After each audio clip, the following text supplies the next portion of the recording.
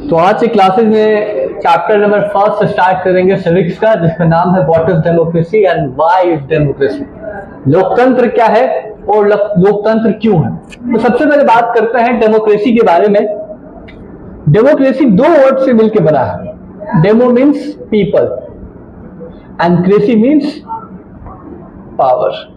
Power या फिर rule भी कह सकते हैं। मतलब एक शब्द में कहा जाए कि डेमोक्रेसी क्या है, तो rule by the people, where people have the power to choose their representative in the form of election is called democracy. मतलब जब लोगों के पास ये अधिकार होता है कि उनके पास ये पावर होता है कि अपने प्रतिनिधि को चुन सकते हैं, किस फॉर्म में, इलेक्शन के जरिए। और क्यों चुनते हैं वो सरकार को, लोगों की वेलफेयर करने के लिए, लोगों के काम करने के लिए, उनके लिए ही काम करने के लिए। इसीलिए अब्राहम लिंकन ने कहा of the people, for the people, bye the people. यानी कि जिसको भी हम लोकतंत्र में चुनेंगे वो लोग ही होगा और लोग के द्वारा ही चुना जाएगा और लोग के लिए ही काम करेगा। This is called democracy. समझ में आ रहा बात? डेमोक्रेसी का ये इंट्रोडक्शन।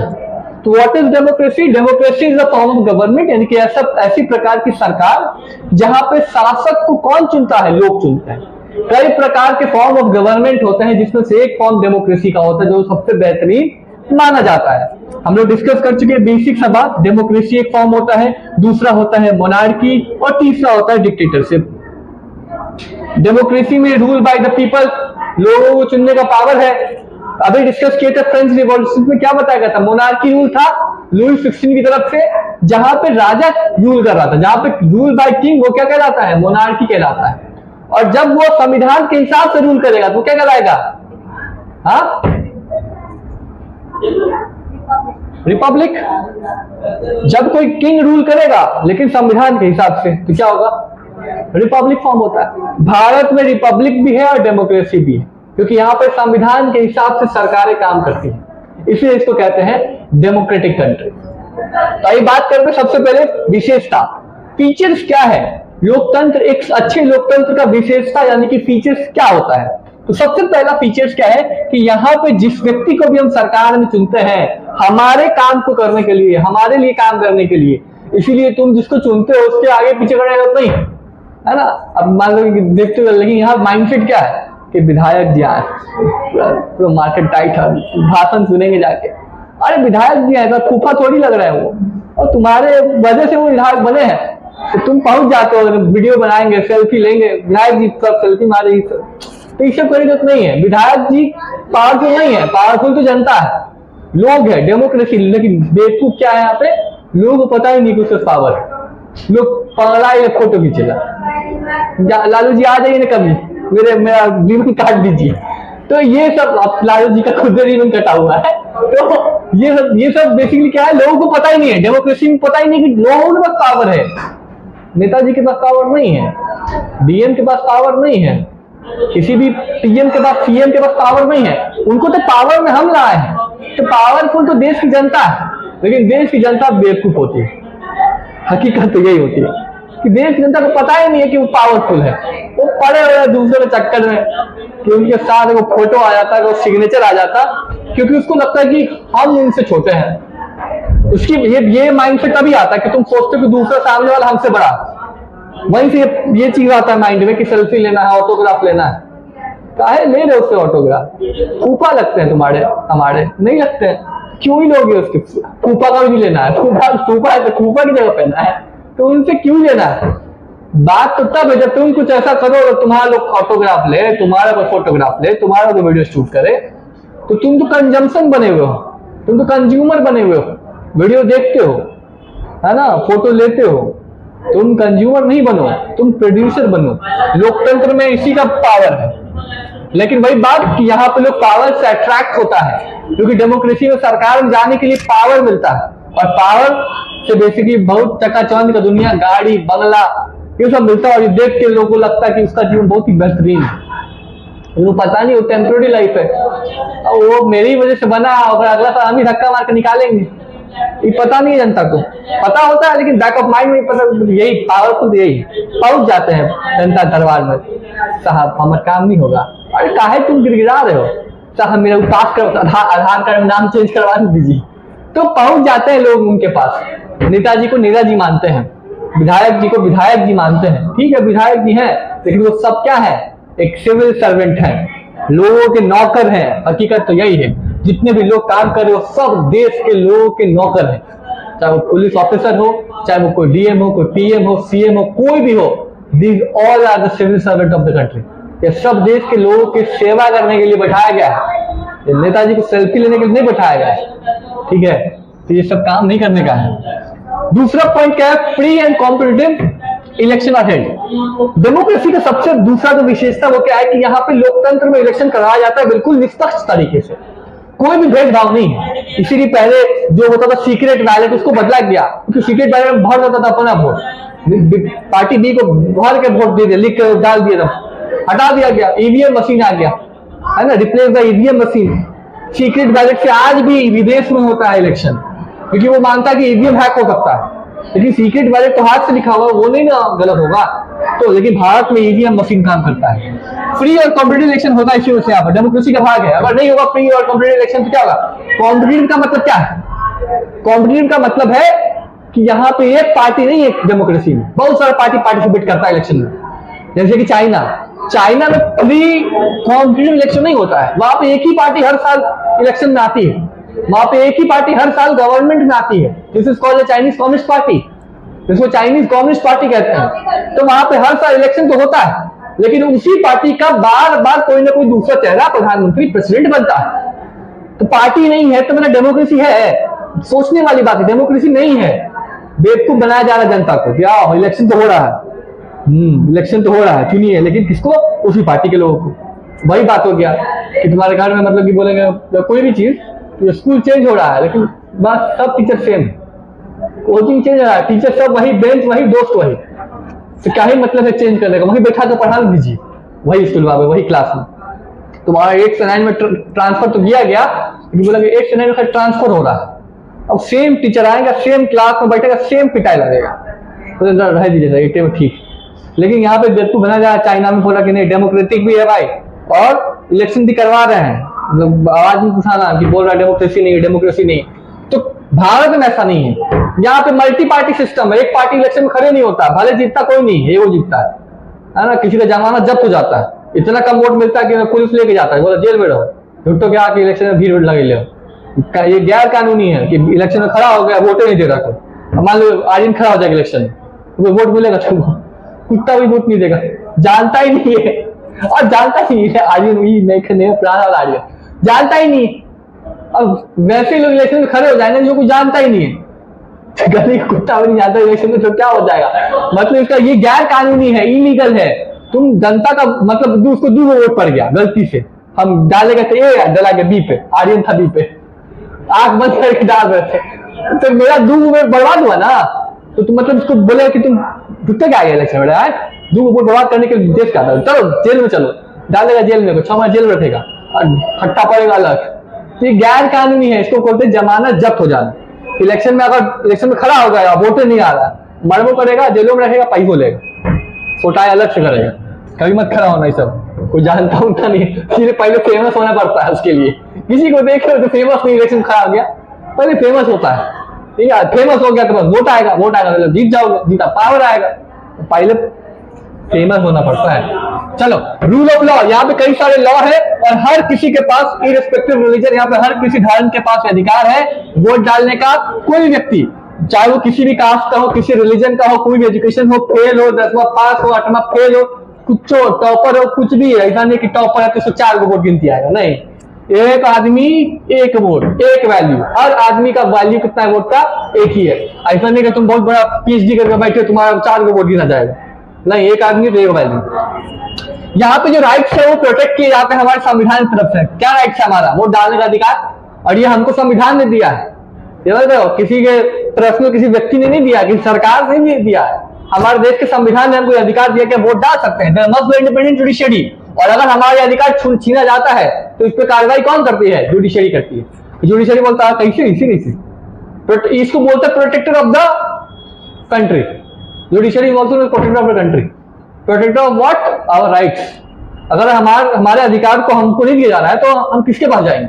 पुलिस हमारे अधिकार को हमको नहीं दे रहा है। मान लो हमारे कोई क्राइम हुआ, हम एफआईआर दर्ज करने का, एफआईआर नहीं ले रहा है, ले तो क्या करेंगे, सीधे केस कर देंगे पुलिस वाला, कोर्ट में पहुंच जाएगा। तो केस नहीं ले रहा है तो फिर बुलाएगा, कोर्ट बुलाएगा जज, क्या बात है जी, मनवा में क्या चल रहा है तुम्हारे, नहीं काम नहीं करना है क्या, कल से तुम्हारी छुट्टी है, ऐसा।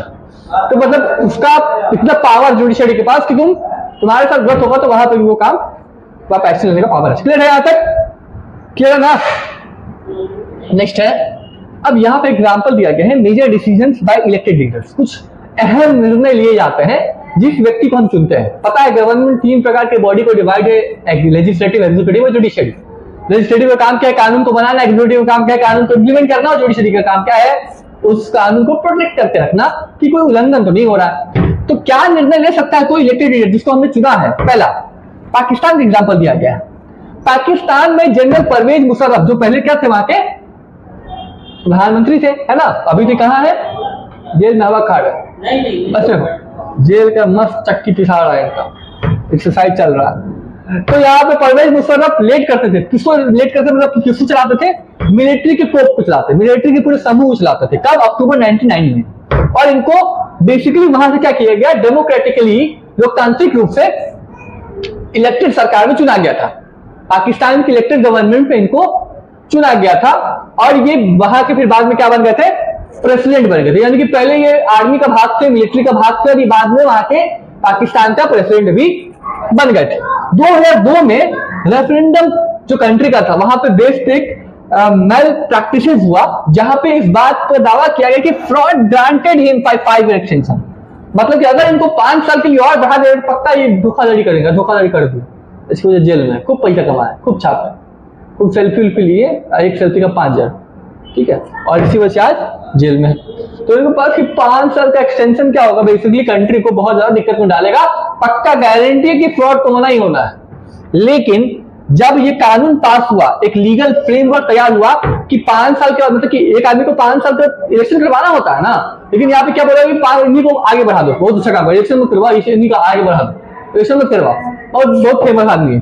तो ये लीगल फ्रेमवर्क ऑर्डर था जिसमें क्या कहेगा, प्रेसिडेंट को पावर दे दिया कि वो क्या कर सकता है, नेशनल और प्रोविंशियल असेंबली के सभी पावर को वो डिसमिस कर सकता है, जितनी भी ताकत है इलेक्शन करवाने का, नेशनल प्रोविंशियल। अब यही पावर अगर किसी प्रेसिडेंट को मिल जाए कि वो इलेक्शन करवाने का पावर खत्म, मतलब वो कार्य हटाने का खत्म कर दे, तो फिर लोकतंत्र रहेगा।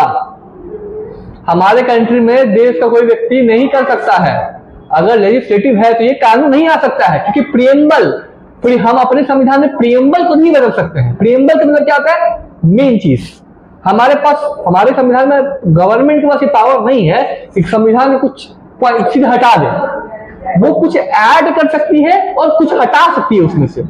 बस एग्जांपल वही बात हो गई, तुम्हारा चैप्टर है, चैप्टर 1 तुम्हारा हटा दिया गया, तो वो पावर सरकार के पास नहीं, चैप्टर, हाँ वो क्या कर सकती है कि चैप्टर कुछ ऐड या फिर कुछ टॉपिक्स रिमूव कर सकती है। हमारा संविधान बिल्कुल उसी तरीके से, हमारे संविधान में कोई भी चीज हटाने का पावर नहीं किसी को, अगर हटाएगा तो जुडिशरी उस पर एक्शन लेगा।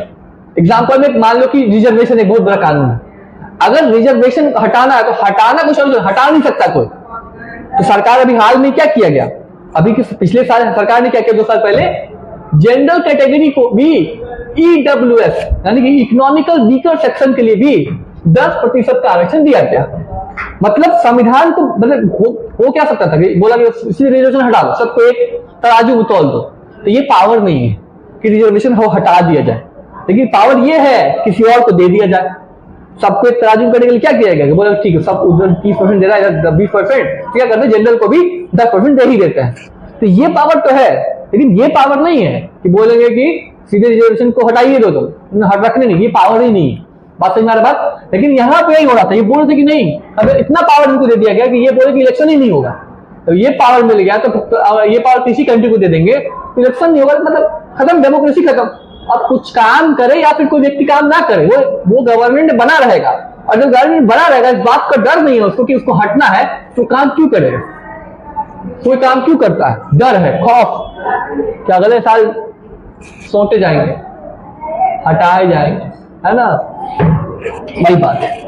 इस केस में पाकिस्तान हैड इलेक्शन और elected representative have some powers, और इस केस में यहाँ पे इलेक्शन हुआ तो कुछ पावर था यहाँ के जो चुने गए, लेकिन फाइनल पावर आज भी पाकिस्तान में फाइनल पावर बता रहे हैं, फाइनल पावर उस समय किसके पास था? मिलिट्री ऑफिसर के पास में है। और ये पाकिस्तान का हमेशा से खेल है, कभी भी पाकिस्तान के पास प्रधानमंत्री का पावर नहीं होता, आज भी नहीं। वहां पे मिलिट्री ही कंट्रोल करता है, मिलिट्री के पास सारा पावर। मिलिट्री, क्योंकि वो आतंकवादी देश है, पाकिस्तान इक्वल टू आतंकवादी देश, तो यहाँ पे भी बढ़ावा देती है मिलिट्री। और वहां पे कठपुतली माना गया है प्रेसिडेंट प्राइम मिनिस्टर को, कि उसके हिसाब से काम करता है। अब यहाँ पे बोल भी रहेगा, इधर सब इस्तेमाल कर दे रहे हैं जो सही नहीं है, विवादित बयान में बोल सकते इसको ये। चलो ठीक है, इस केस में पाकिस्तान में इलेक्शन हुआ, कुछ पावर्स दिए गए, लेकिन अब फाइनल पावर जो था वो किसके पास था? मिलिट्री ऑफिसर और जनरल मुशर्रफ, जो कि हम उस समय के जनरल चीफ थे मिलिट्री के। सो यहाँ पे not be called a democracy, समझ आ रहा है? इसलिए इसको डेमोक्रेसी नहीं कहेंगे। क्यों नहीं कहेंगे? बात समझ में आया? इलेक्शन हुआ, इलेक्शन नहीं हुआ, जो भी लोगों को चुना गया इलेक्शन होने के बाद उनके पास सारा पावर है, लेकिन नाम का। जैसे कि हमारे कंट्री का नॉमिनल हेड कौन है? अभी नॉमिनल हेड किसको कहते हैं? अभी हमारे कंट्री का नॉमिनल हेड कौन है? Who is nominal head of our country? President. President is the nominal head of our country, but who is the real head of the country? PM, prime minister. PM के पास ही सारा power है। मैं देखने के लिए कौन है पावरफुल ज्यादा? माना गया प्रेसिडेंट को, लेकिन है कुछ नहीं। प्रेसिडेंट काम खाली ऐसे ही कानून पास हो गया तो आ गया, डेली 6 बजे मिलेगा, साइन कर दीजिए, मोदी जी भेजे हैं, तो देखो नहीं करता है, हाँ ठीक है मोदी जी भेजे हैं तो साइन कर ले जाओ जी। उनका काम खाली साइन करना है, कोई कानून बनेगा इंप्लीमेंट तभी होगा, जब तक साइन नहीं होगा। अब मोदी जी दिमाग लगा रहे हैं कि काम बनाना है, कानून कौन नोट बंद करना है, किसका घर छापा मारना है, सब दिमाग वो लगा रहा है। प्रेसिडेंट बस बैठे हुए आराम से 108 टका का खाना डेली खाते हैं और दुनिया का सबसे हाईएस्ट पेड सैलरी लेते हैं। सबसे हाईएस्ट पेड सैलरी किसका? प्रेसिडेंट का, 4.5 लाख। सबसे ज्यादा टैक्स पे कौन करता है देश का? प्रेसिडेंट। समझिए, तो काम कुछ नहीं है, नॉमिनल हेड है वो, जब से उनका काम साइन करना है। कभी देखते हो कोई भाषण इलेक्शन में, कोई पार्टिसिपेट नहीं उनका, वो बैक में काम करते हैं। मस्त प्रधानमंत्री राष्ट्रपति भवन में बैठ के एकदम राजा वाला जीवन जियो, और तुमको चुनने का पावर भी नहीं है।